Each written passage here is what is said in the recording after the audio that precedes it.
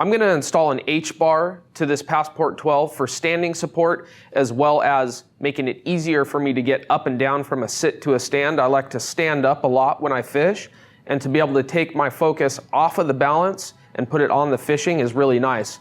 I'm going to show you how easy it is to outfit this Passport with an H-Bar. The first thing I'm going to do is empty this hardware packet out into the cup holder, so all these pieces are right there where I need them. And then I'm going to go ahead and assemble the center bar to these elbow fittings, making sure that the pre-drilled holes for the screw are aligned with the pre-drilled holes in the elbow fitting. And it's very critical that the flats on the H-rail portion, the center bar, line up with the flats that are molded into these elbows. Go ahead and push it together firmly to line up the holes. And you're going to use 2 1032 screws and nylock nuts to fasten the center bar to these end fittings. Take note that I've positioned the round head of the screw facing the seat. The head of the screw will go flush, and that nice rounded surface won't act as a poke point.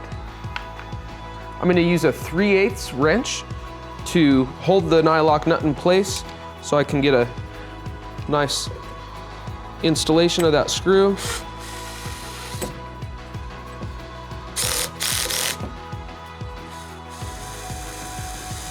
Thread on this nylock nut. And again, the nut's facing out away from the user.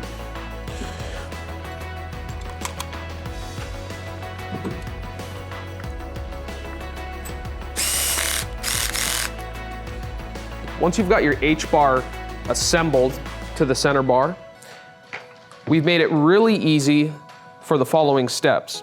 You've got molded in recesses up here for the forward mounting feet, and they're just gonna fasten to the kayak with these heavy-duty stainless steel screws going right into the plastic. On this step, it's critical not to over-thread the screws, so get them started and threaded about halfway with your power drill, and then come in with a manual screwdriver and fasten them all the way down. The plastic is extremely thick and robust in this area of the kayak, so you won't risk pulling screws. If you are so inclined to through bolt, we've included through bolt hardware with the kit. So if you've installed the hatch in the bow area, or you've got a long enough reach to reach the backing nuts inside the kayak, by all means, you're more than welcome to use these through bolting hardware. Center the vertical mounting foot in the recess up here on the top of the gunnel, and I'm going to thread it in, like I said, part of the way, not all the way. I'm going to finish it off with a manual screwdriver and line it up straight in there. Center the foot in the recess. Install part of the way.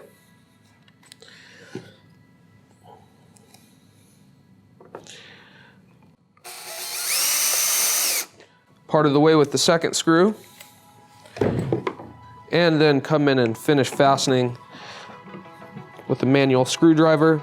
As these screws are going in, they're cutting threads into the plastic, making for a really strong installation here.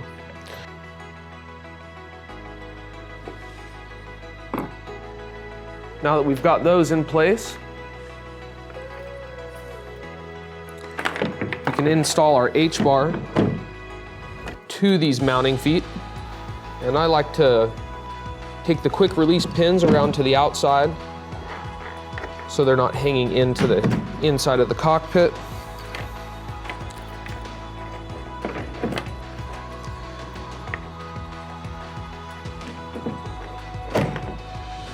Next step in the installation process is to install the track mounting feet to the tracks. Initially, I'm gonna do a loose installation into the track so that I can adjust the mounting feet fore or aft as needed. But I am gonna insert them into the track, and you do one mounting foot at a time.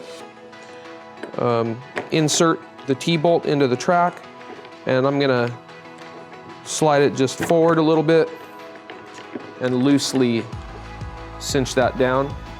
I'm gonna put the second mounting foot for the track installed in the track as well. The legs of the H-bar were meant to flex out just a little bit. I wrapped these around the outboard side of the kayak too prior to installation so that they stay out of the center area of the cockpit. Okay, flex that second foot out, either all the way forward or all the way back, I think is ideal. So maybe we should.